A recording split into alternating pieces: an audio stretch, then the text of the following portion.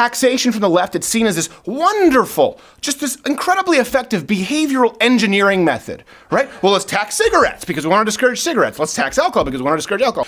Okay, apply that shit to income!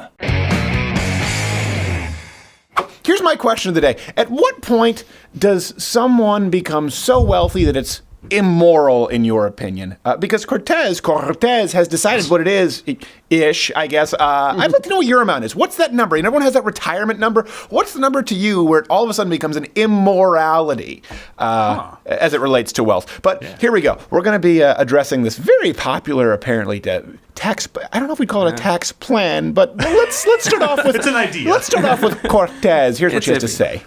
Do we live in a moral world that allows for billionaires?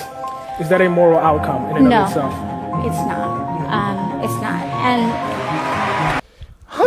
Well, you know what's funny is because every time people ask Cortez how she's going to pay for her socialist programs, her answer is billionaires will pay for them. This is what's so remarkable. Like a suggestion, by the way, I think we actually even have another clip. One of the most popular is a 70% tax rate on everyone who makes more than $10 million a year. But it's not that bad. It's only 70% after every $10 million you make. Let's hear her tell it. but once you get to like the tippy tops on your $10 millionth dollar, sometimes you see tax rates as high as 60 or 70%. That doesn't mean all $10 million are taxed at an extremely high rate, but it means that as you climb up this ladder, you should be contributing more. Because you were contributing so less before you reached the $10 million mark. Arnold. Thank you, by the way. This just shows the stupidity. And I will say, people say, well, don't talk down to the others. No, the stupidity of the Cortez base that she has to explain the mere concept of marginal tax rates. Like, well, so if I make $10 million, I'm going to pay half, so I'd rather just make $9 million. This is so ridiculous. The fact that people who follow her don't understand what marginal tax rates are. No, hold on a second. Don't you give me that light, Gerald. So here's the thing. Well, she's wishing that, by the way, that the super rich didn't even exist. Her answer to everything is, we're going to tax the billionaires. So they're going to pay for it. How are you going to pay for college? Tax the billionaires. How are you going to pay for one's healthcare? Tax the billionaires. And here's something that's so funny to me before we get into the statistics, just while we're talking about the morality of this issue. Even though Cortez, and I'll say you, the followers out there who stumble across this channel drunken after a stuffed burger the night before, even though you claim that the concept of billionaires is immoral, only your system requires the existence of billionaires to exist. The capitalist system does not. The free enterprise system is financially blind. Yours requires the great immoralities of billionaireism. Don't know if that's a term, I don't care. To be a reality as the foundation of your system in the first place. We don't need it. You make what you make, you get taxed a fair amount. You require billionaires for it to work, even though you think that it couldn't possibly be less moral. How is nobody else talking about this? Let's move on to our next claim. I think that it's wrong that a vast majority of the country does not make a living wage. I think it's wrong. Very important. She just said living wage. 100 hours. Now we're going to continue. Not feed your kids. Foreshadowing. I think it's wrong that corporations like Walmart and Amazon can get paid. They can get paid by the government, essentially experience a wealth transfer from the public for paying people less than a minimum wage. Did you see what she just did there? Did you see what she just did there? Yeah. Did you see what she said? Living wage and then minimum wage, as though they were interchangeable. By the way, as far as the rest of the bullshit, do we really even need to fact check this? Washington Post gave her Pinocchios, saying that the vast majority, and not only it's not the vast majority, it's about 32 to 38% of American workers who make below a living wage, and that's according to an abstract standard. It's not uniform across the board. By the way, this is the same Washington Post that fact checked Donald Trump's claim that burgers were stacked a mile high at the White House dinner, saying that was inaccurate. So this isn't the bastion of right-wing conspiracy theory fake news, by the way. Even they go, Cortez, come on, you're killing us here. Really? It makes me less empathetic to poor people. You know why? Because keep in mind, not making a living wage in the United States doesn't mean that you're starving in a bamboo hut. Okay? It means you don't have the latest iPhone. Let's move on to the next claim that she makes here. She makes a claim that the government pays Amazon and Walmart. That goes back to the rally for Bernie with Jean Guy at Walmart, and the island came in. Like, this is nothing new. By the way, how do you know it's not true? Because it's illegal. Right. It's illegal to pay less than a minimum wage. Right. Second, called the minimum wage for a reason. Second, Amazon actually has a policy. They pay people $15 an hour. Your buddy Bernie praised them for this. Jeff Bezos is an evil, filthy, rich son of a bitch. Well, he pays $15 an hour. I retract my statement temporarily.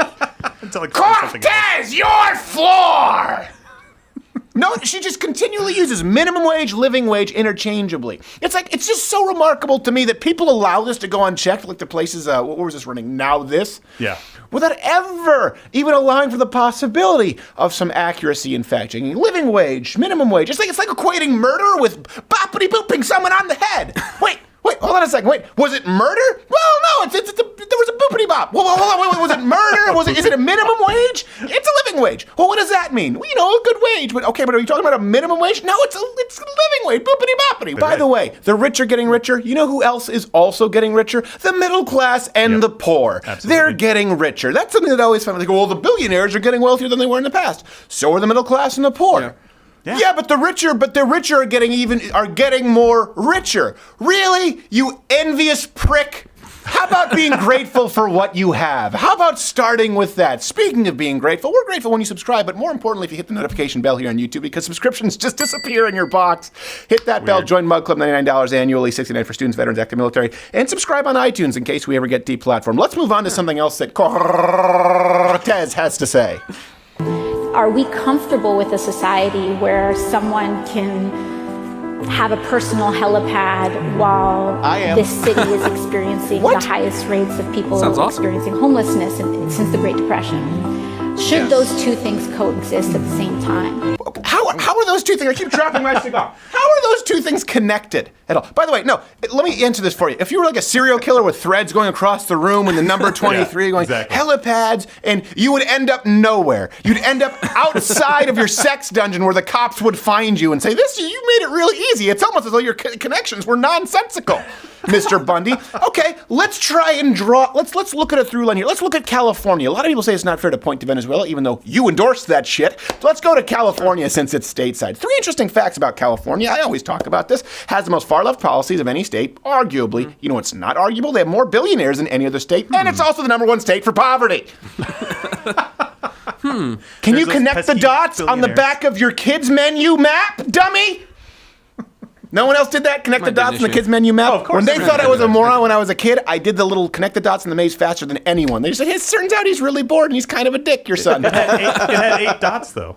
In contrast, by the way, do we really need to reiterate that it's been shown time and time again statistically that capitalism free enterprise pulls millions of people out of poverty, more than any other system since the beginning of time. By the way, well, you were going to say something. Well, no, because it's something that's been bothers me, because when she brings up Amazon and the homeless and Bezos getting a big tax break, the day that the tax break was announced, and she says, well, my constituents are blowing up my phone lines, the week before, they reelected the exact same governor who's giving him the tax break while ignoring the subways falling apart because he's an orange man bad. Oh, good for him. The year before that, they in record numbers voted for the mayor, who's been ignoring the homeless and the subways. So if these ass clowns are complaining about this now, the line to kiss me ass forms to the right. Well, are we complaining about this homeless people in the subways or just subway restaurants? Because they've fallen out of fashion since, the whole pedophile chat room thing. Let's go on to the next clip from Hold it, Cortez. Next clip. Maybe this idea of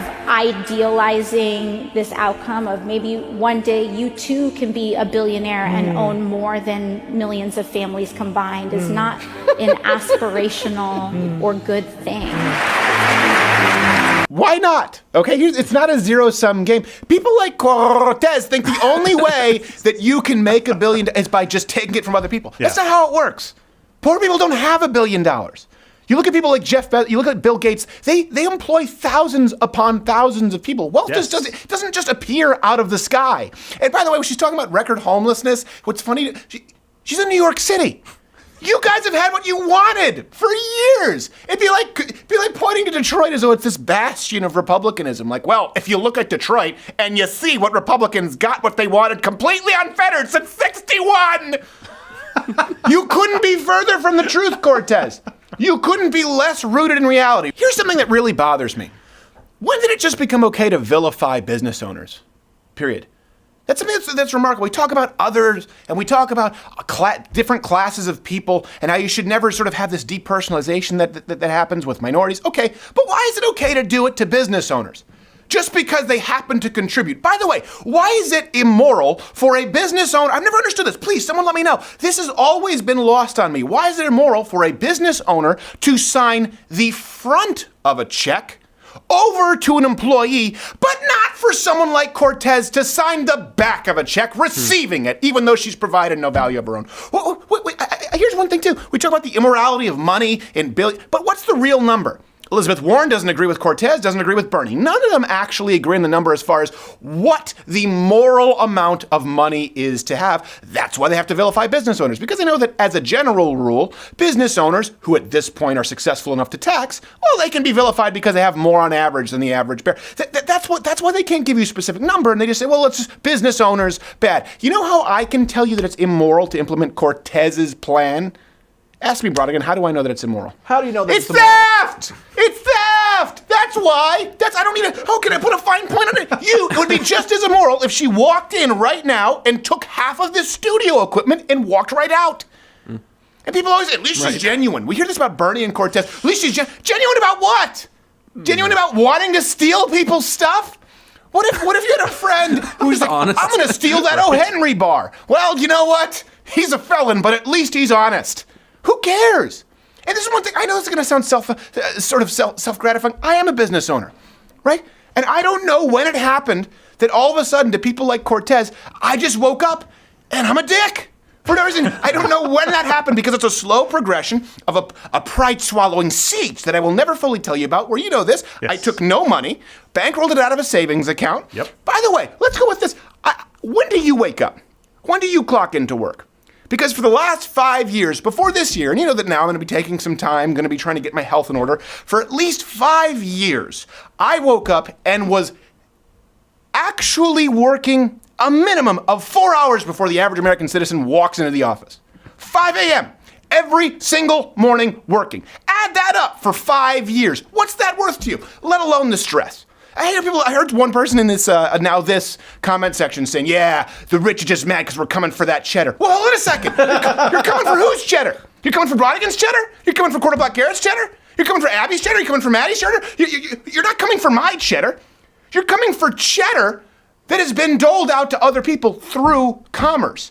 And unlike the rumors that, no, listen, this is it. Loud Earth Crowder is a business entirely independent, which is funded by 3 things. Your contributions, advertising, and licensing agreements. Don't work for the Blaze, have never worked for someone else. This is an independent company where we have partnerships to try and give you more value added. But for some reason, this is something that's vilified as opposed to those who suckle at the government's teat. By the way, this is something that no one has ever been able to explain to me. Taxation from the left, it's seen as this wonderful, just this incredibly effective behavioral engineering method, right? Well, let's tax cigarettes because we want to discourage cigarettes. Let's tax alcohol because we want to discourage alcohol. Let's tax guns, make them more expensive in California. Let's have the extortion tax in California and the bullet button. Let's tax big gulps while we're at it. Okay, apply that shit to income. Why is this completely lost on people? What do you think is going to happen with someone who wakes up, works 5 hours before anybody else even steps foot, even darkens the threshold of that door for 5, 10, 15 years? Sees their company go into the red, pays other people, thinks about them every night before they go to sleep, and it's the first thing they think about when they wake up because they have to pay employees, even though they're not taking money for themselves. They happen to, despite statistical realities, having taken this risk and rolled the dice, find themselves with some modicum of success, only to have you step in and say, now we're going to take 70%. What happens? They will leave. Just like any kind of man who you would want to keep. Cortez, I need a cigar. Hey there, if you like this video, subscribe or click one of these videos playing in a box. You know what? Hit the notification bell because subscriptions don't really mean anything anymore, especially if you're not 18 or older, at the very least, logged into YouTube as 18 or older, because sometimes people are 25, but they don't know how to use the YouTube system properly, and then you never, just hit the notification bell or you hate yourself.